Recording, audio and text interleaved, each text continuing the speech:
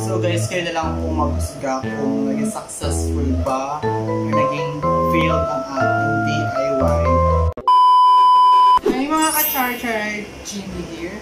So for today's video is gagawa naman tayo ng another video.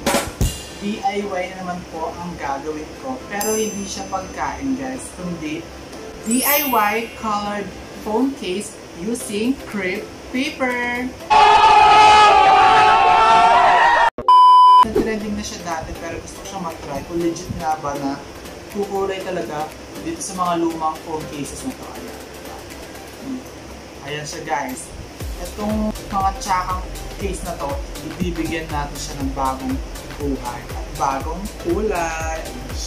So guys, kung gusto nyo makita ang resulta, just keep on watching!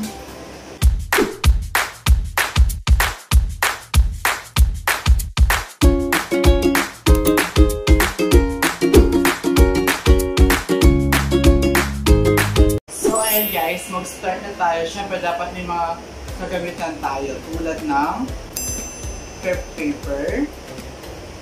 Siyempre, yung phone case, ayan, phone case na luma. 2 cups, ayan. Kasi gagamitin natin yung 2 crepe paper na po. Paghiwalay natin, gagawa para tayo ng gradient, gradient phone case. Ayan, siyempre, panghalo. Kutsara. And gunting, panggupo. Siyempre, ang importante dyan is yung mainit na tubig natin. Ayan siya. A few moments later. So, first, siyempre, is gupitin natin ito. Ng ganito, parang ganyan. Gupitin natin siya.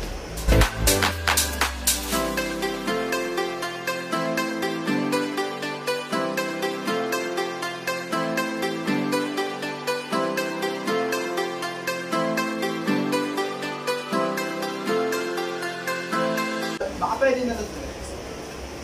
Mga ganyan. Ganyan yung mga size na dapat. Dagdagan pa natin.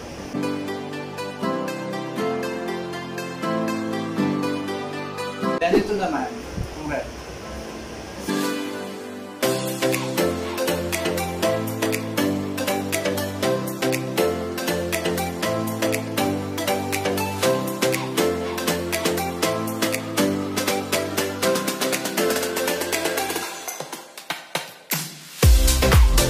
So yan mga ka-charchar, nalupitin natin siya.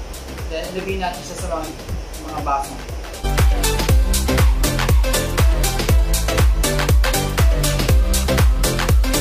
So ayan na sila mga ka-charchar. Then bigyan natin siya ng mainit na tubig. Ingat lang po tayo ha, pag mainit po.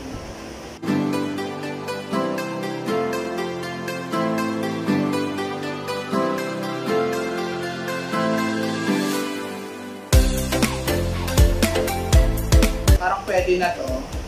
Then haluin natin siya gamit tong kutsara.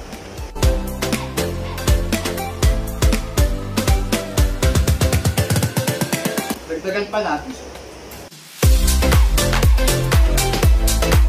5 minutes later. So ayan guys, parang pwede na po siya. Then, ayan.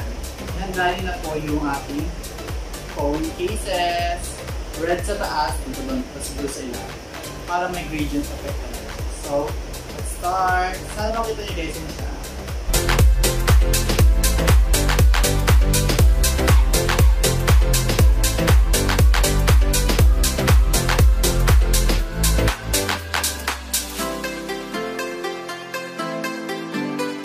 Five minutes later. So, ayan siya guys. Parang ganyan yung magiging color niya.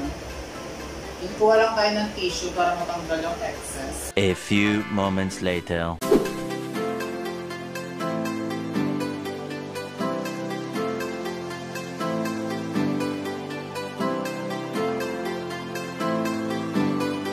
Kumulay ba? Parang hindi siya kumulay guys. A few minutes later. So next guys, kung blue naman.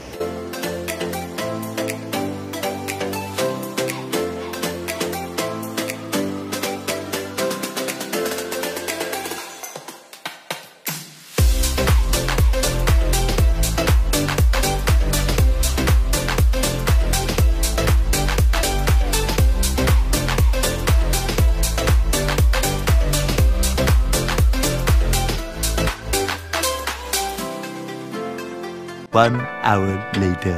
So mga ka-Charchar, my God, kayo na lang po maghusga kung naging successful ba or naging failed ang ating DIY gradient phone case using crepe paper.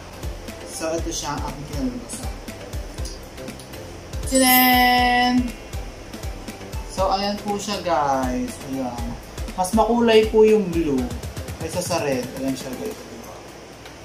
Pero parang okay na rin. Pero hindi pa ako galing pa-satisfied. Diba may pinakita ko sa inyo. Diba dalawa tong case. Yung isa is epic fail siya guys. Hindi siya kumulay. So ito na lang. At least ito, kumulay naman siya.